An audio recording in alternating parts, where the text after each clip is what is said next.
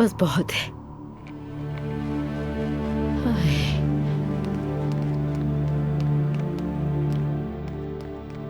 Azlan,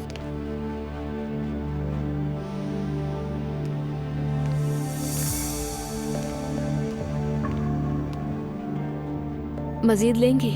नहीं बेटा।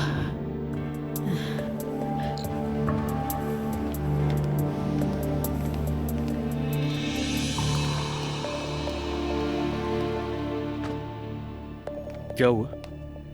खबर मिली है कोई बाबा की? नहीं, लेकिन मेरा ख्याल है कि हम जानते हैं कि वो कहाँ है। लेकिन हम पूरे यकीन से नहीं कह सकते। खुलकर बताओ ना। अजलान, मुझे समझ नहीं आ रहा कैसे कहूँ, लेकिन तुम बाबा पे गए हो, ये बात वाज़ेह है। नायला, अब इस सबको मैं क्या समझूं?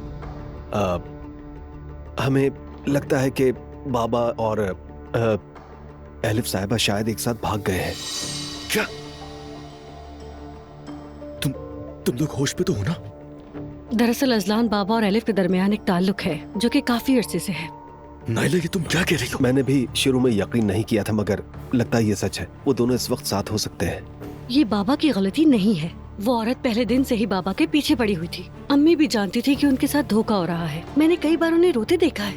नहीं, ये नहीं हो सकता। बाबा और एलिफ एक साथ नहीं हो सकते, मुमकिन नहीं है। ऐसा हो भी सकता है भाई, नहीं हो सकता। लेकिन ये हुआ है। उस औरत का मकसद घर बर्बाद करना था और वो कामयाब भी हो गई। क्या तुम मेरी खाला के बारे में बकवास कर रही दुआ हो? रुक जाओ। कोई बकवास नहीं कर रही, सच बता रही हूँ। तुम्हें शर्म नहीं आ रही मेरी खाला की पीठ पीछे उनकी गीबत करते हुए? हम कोई गीबत नहीं कर रहे, जो सच है वो बता रहे हैं। बिला वजह पीछे पड़ गए हो, लेकिन तुम्हें ये नहीं पता कि वो तुम लोगों की जरा भी परवाह नहीं करती। दुआ, खामोश रहो। तुम भी खामोश रहो और शर्म आनी चाहिए तुम्हें भी। सब इकट्ठे होकर यहाँ मेरी खाला की बुराइयां कर रहे हो। ये बात सच है दुआ।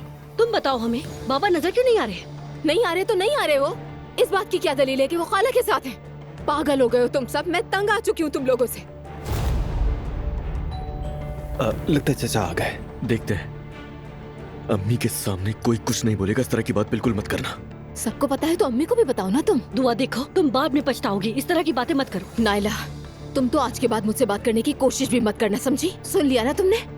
दुआ, खुदा के लिए थोड़ा रिलैक्स हो जाओ। ये कोई बहतान नहीं लगा रहे, सिर्फ अपने ख्यालात का इजहार कर रहे हैं दोनों। हाँ हाँ, महान ख्यालात हैं इनके। क्या बकवास है।